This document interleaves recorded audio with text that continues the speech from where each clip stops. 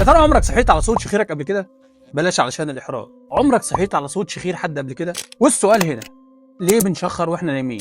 الموضوع بسيط، وانت نايم عضلات جسمك بترتاح ومن ضمنهم عضلات الزور، فلما العضلات دي تاخد راحتها زي بقى عضلات الجسم بيحصل ضيق في مجرى الهواء بتاع التنفس، فبالتالي بيسبب صوت، الصوت ده بقى هو صوت شخيرك اللي واجع دماغنا ومش عارفين ننام منه. طب يا ترى ليه ناس بتشخر وهي نايمه وناس لا؟ بص يا سيدي، الشخير وانت نايم ليه اسباب كتير جدا، زي الوزن الزايد والنوم الغلط وكمان الزكام او حتى مشاكل في سقف الحلق نفسه. وفي كمان نوع شخير اسمه الشخير النضالي، وده لما الواحد بيحاول ياخد نفسه بالعافيه فتلاقيه بيشخر كانه في حلبة مصارعه بالظبط. وفي كمان نوع شخير ممكن يخليك تبطل تتنفس ثواني وانت نايم، والنوع ده بقى مش هزار، ده محتاج دكتور فعلا. بس في النهايه اللي يهمك لو صحيت حد بيشخر وانكر ده ابقى سجل له هو نايم وخليه يسمع صوت شخير نفسه. ولو انت نفسك بتشخر وانت نايم فانت مش لوحدك، بس حاول تنام على جنبك علشان تريح الناس اللي حواليك ويعرفوا يناموا من شخيرك.